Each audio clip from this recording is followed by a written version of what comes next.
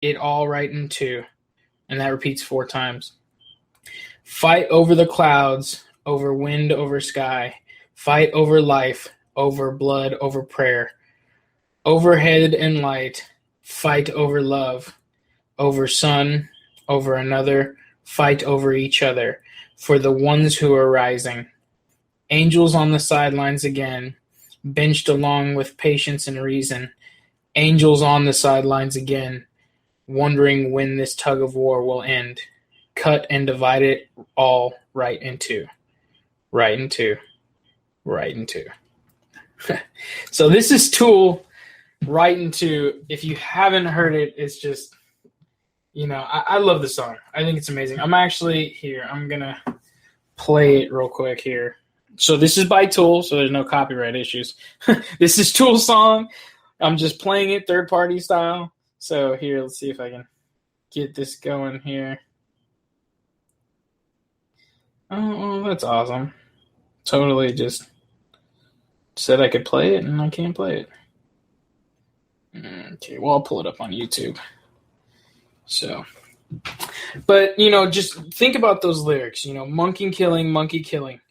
I mean, that's really, it was monkey killing, monkey killing, monkey.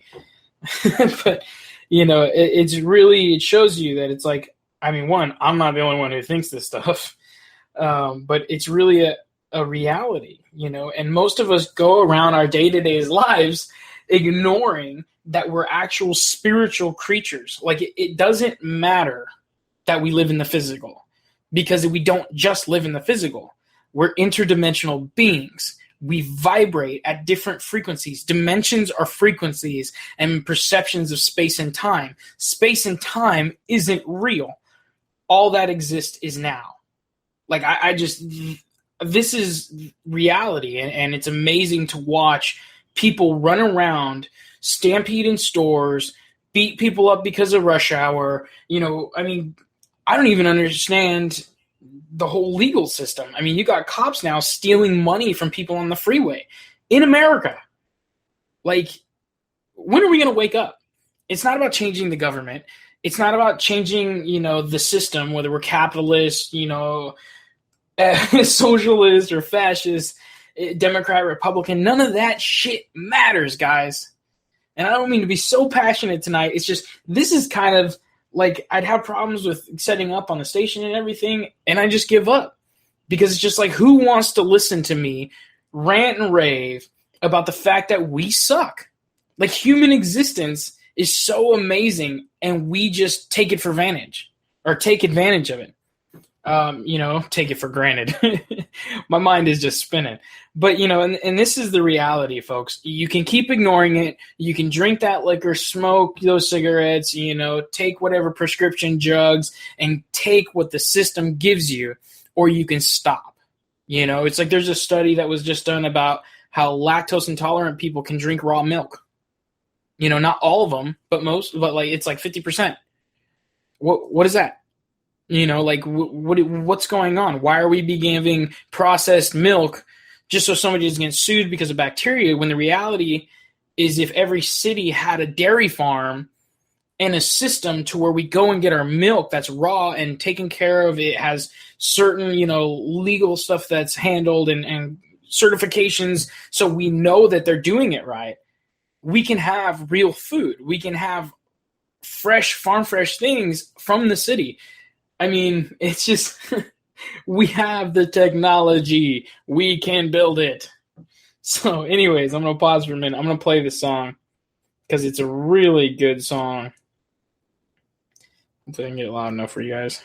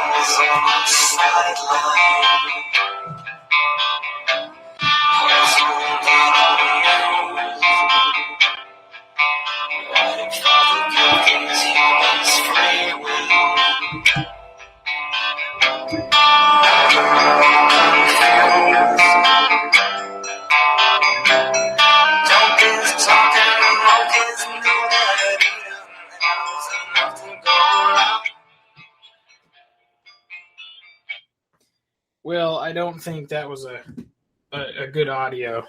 Seems like I gotta work with my mic a little more here to get a little better sound. Testing, testing, testing, testing. 1, 2, 1, 2, 1, 2, 1, 2. Hi, xylophone. My name is Piano. You want to make some music? All right, I think I got it kind of figured out. It seems like with the new update with the software, my mic is now quieter for some reason. But that's okay. We're almost there with technology, guys. So, anyways, we're coming up here where I'm going to need to take a commercial break. The Tool song wasn't quite playing, but, listen to it on YouTube. Right Into by Tool is a great show. Oh, I'm sorry. I got the mic said something, or the system said something in my ear and threw me off. But Tool, Right Into, is a great song.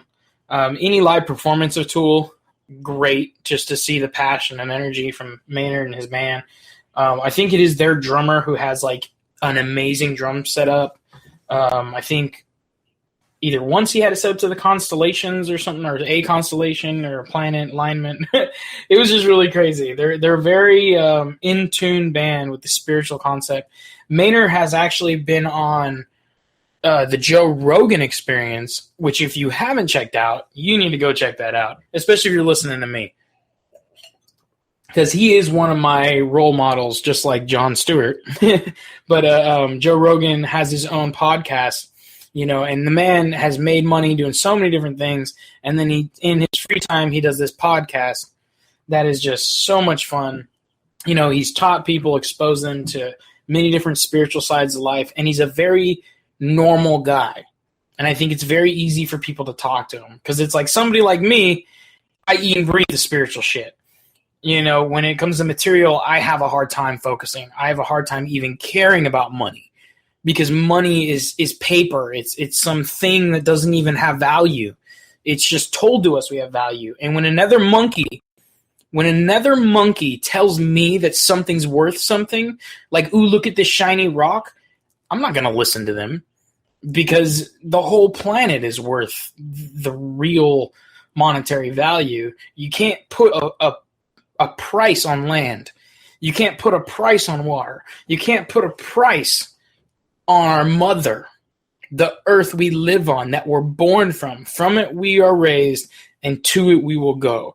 No matter what, whether you believe in going to heaven or anything else, your physical body, the vessel that you are gifted, whether it is you or not, and I don't think it's you, I think it's a part of you. It's a reflection of your soul and spirit, or whatever you want to call it. And this gift we just treat like, oh, this is disgusting and it's physical and whatever. And in that, we get lost in the material, because you have to live here. This is where you are. It doesn't matter, what you think is going to happen next or what is going to happen next. What matters is what you're doing now, because there is no space and time. There is only now. Your mind exists in the past, present, and future. But you only exist now. But we use time and we're possessed by it. And that's where learning your song of your soul will help you change and grow into the spiritual person you really are. And I'm not trying to speak any new agey stuff. This is science, folks. You have 7 endocrine organs, and you happen to have 7 chakras.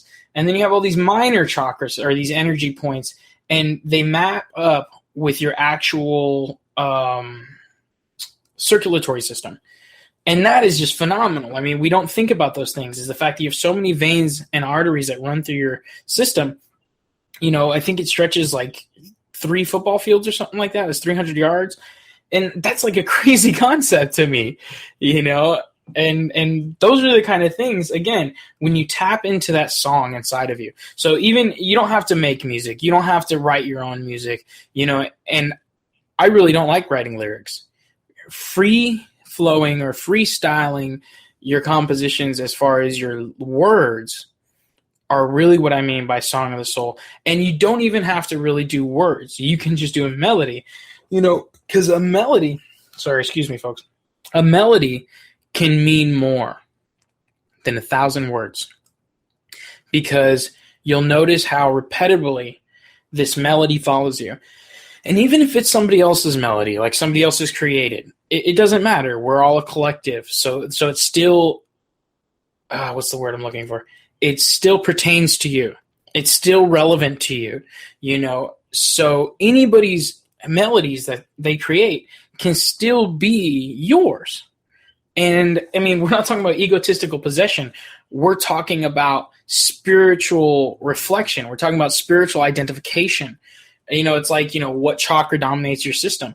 And what that is really saying is what endocrine organ is pumping out the most hormones. So like, where's your adrenaline? Where's your testosterone? You know, what organ does that? You know, learning those things and then learning, okay, well, I have a lot of testosterone. I have a lot of adrenaline. I have issues with lack of adrenaline. You can actually learn what organs produce those hormones or chemicals or electronic molecule frequencies, you know, and you can find the problem, because then when you see, okay, so I'm having an issue with my, I think, adrenal glands, it goes to the solar plexus, which makes sense because power, and your adrenal glands are above your kidneys and they release your adrenaline. You know, that's why you get that feeling in your stomach when your adrenaline hits, and that's your solar plexus or your solar chakra. And it's very interesting to tie all these things together, because if you have a problem with that adrenaline, then what you're missing is power in your life. You're not empowering yourself. You're not focusing on that inner self, that inner energy that it starts in the spark in your heart. It's who you are.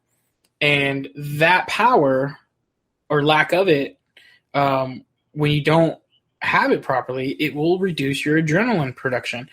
And that's where it becomes very interesting, because the reality is you are an electric organism. So when I say song of the soul, what I'm really saying is your bioelectrical field, which changes constantly. So, and that's where people say they see auras, and sometimes you're red and sometimes you're blue. You walk in a room, and if there's everybody else feeling a certain way, sometimes they can even infect or affect your aura. I say infect or affect because depending on the approach of the other person's energy, depends on how it ends up, whether bothering you or making you feel better. You know, so infecting you like disease, or affecting you as in a good time. So, you know, folks, it's really not that complicated. It's not that mystical. It's very material, very science, but it is spiritual as well, because that's the reality. There is no separation between material and spiritual reality. It is all one. And this is why we used to have shamans, one person in a clan who raised all the different people. And it's not that they're special. People who see these things already and aren't monkey killing monkeys, they're not special. They're just here. They're a part of the whole system. We need everybody. Nobody's better than anybody. We're better at different things, but none of us is needed more or needed less. The moment we choose to ignore who we are, that's when we're needed less. And I'll give you a little hint. There's a lot of cultures that believe that's when you die. You die when you are no longer needed. You die when you are no longer providing a certain thing for your environment. And you're not feeling that gap. And sometimes death even comes because it's needed. And that's a trip. And that's really hard for people to even want to grasp. And again, folks, I don't believe in any of this stuff. There's just a lot of things I've seen physically, spiritually, you know, emotionally, and astutely. I mean, there's things other people have seen and documented. And you just got to come to a point where you understand that the world is not what you live in. It's not what you think exists. And the moment you start to perceive something different, the moment you start to sing to yourself and open that song up inside of your soul, you will see with your soul's eyes. You will see